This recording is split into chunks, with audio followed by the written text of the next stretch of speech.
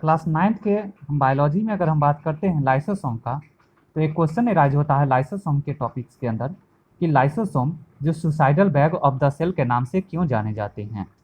Means that why lysosome is called as suicidal bag of the cell.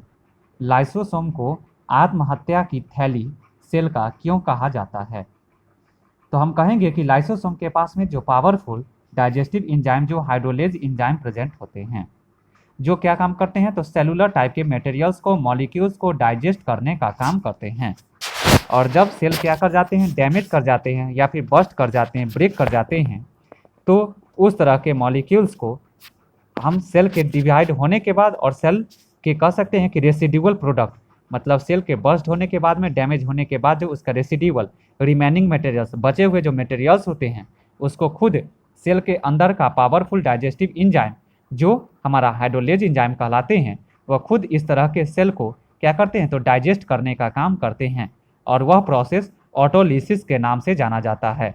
Auto मतलब होता है self और lysis मतलब होता है टू बी ब्रेक डाउन। जो खुद से अपने सेल को डैमेज करने के बाद में या फिर उसको खुद ही अपने इंजाइम की सहायता से डाइजेस्ट करने का जो काम करते हैं, वह हमारा क्या कहलाते हैं, तो ऑटोलिसिस प्रोसेस कहलाते हैं।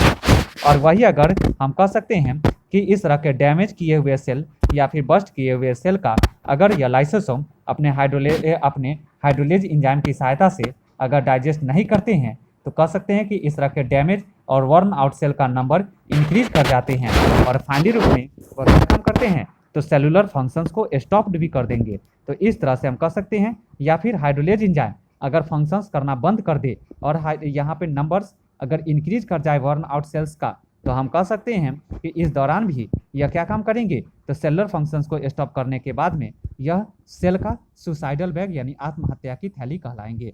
क्यों? क्योंकि यह सेलुलर कंपोनेंट को डाइजेशन स्टॉप कर देंगे और जब डाइजेशन प्रोसेस स्टॉप होंगे तो हमारा कंसंट्रेशन लेवल रेज कर जाएंगे, हाई हो जाएंगे, या तो वेस्ट मटेरियल्स का होंगे या तो हमारा जो है सो जो कंपोनेंट जो इसेंशियल कंपोनेंट्स है उसका न डाइजेशन होगा न ही एब्जॉर्प्शन होंगे। और उस कंडीशन से इस तरह के प्रोसेस को परफॉर्म नहीं किया जाना लाइसोसोम का क्या कहलाएंगे, suicidal bag of the cell के नाम से जाने जाएंगे due to lack of hydrolase enzyme.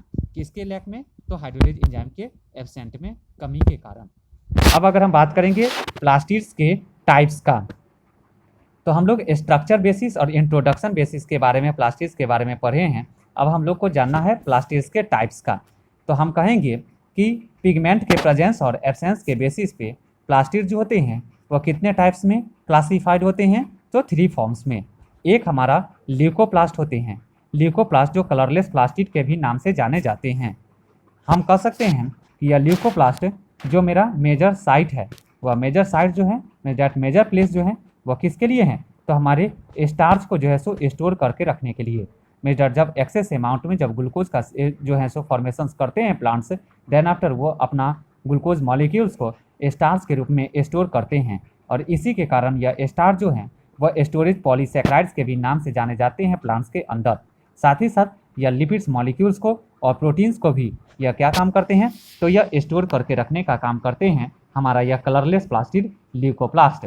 हम कहेंगे यह ल्यूकोप्लास्ट जो मेनली जो प्रेजेंट होते हैं वह हमारे प्लांट के रूट पार्ट में, दैट प्लांट का रूट पार्ट जो कलरलेस होता है किसके कारण होता है, तो due to the presence of leucoplast के कारण। और साथ ही साथ यह कॉटिलीडॉन्स में भी प्रेजेंट होते हैं, जो मोनोकॉट जो सिंगल सीड या फिर डाइकॉट जो हमारा डुअल सीड रखते हैं। मीन्स डैट कह सकते हैं यह कॉटिलीडॉन में जो सीड्स हैं उसके भी जो है हम कह सकते हैं कि आउटर प्रोटेक्टिव लेयर जो होते हैं उसमें भी यह ल्यूकोप्लास्ट प्रेजेंट होते हैं। मीन्स डैट यह कलरलेस प्लास्टिड प्रेजेंट होते हैं। ल्यूको का मतलब ही होता है वाइट।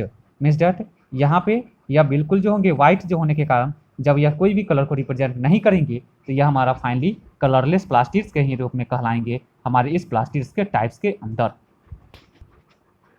अब बात करते हैं सेकंड हम प्लास्टिड्स के टाइप्स का पिगमेंट के बेसिस पे। तो सेकंड आता है हमारा क्रोमोप्लास्ट। क्रोमो का मतलब होता है कलर। मीन्स डैट कह सकते हैं कि क्रोमोप्लास्ट जो कलरफुल प्लास्टिड्स के भी नाम से जाने जाते हैं। यह क्रोमोप्लास्ट जो कलरफुल प्लास्टिड्स के नाम से क्यों जाने जाते हैं।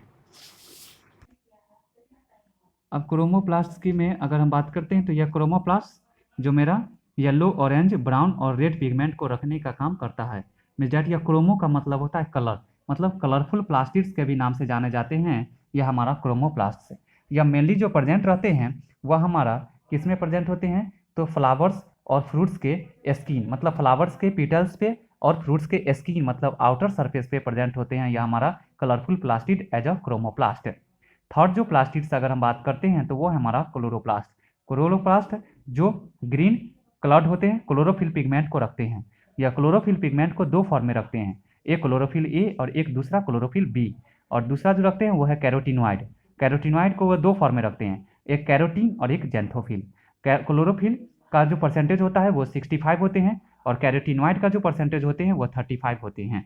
दूसरी बात हम कहेंगे, यह क्लोरोप्लास्ट जो मोस्टली प्रेजेंट होते हैं वह प्लांट के लीफ पार्ट्स में प्रेजेंट होते हैं एज अ ग्रीन फॉर्म में। साथ ही साथ क्लोरोप्लास्ट जो ट्रैप जो करते हैं, किसको ट्रैप करते हैं, सोलर एनर्जी को करते हैं। और एब्जॉर्ब जो करते हैं वो CO2 को करते हैं। किसके लिए करते हैं, तो फूड मटेरियल्स को फोटोसिंथेसिस के प्रोसेस के द्वारा मैन्युफैक्चरिंग करने के लिए। इसी वजह से यह क्लोरोप्लास्ट जो होते हैं वह हमारा क्या कहलाते हैं, तो किचन ऑफ द सेल के भी नाम से जाने जाते हैं। क्लोरोप्लास्ट जो खुद का अपना एक DNA रखते हैं और यह खुद के DNA रखने के कारण इनके पास में कैपेसिटी होती है सेल को डिवीजन कराने का।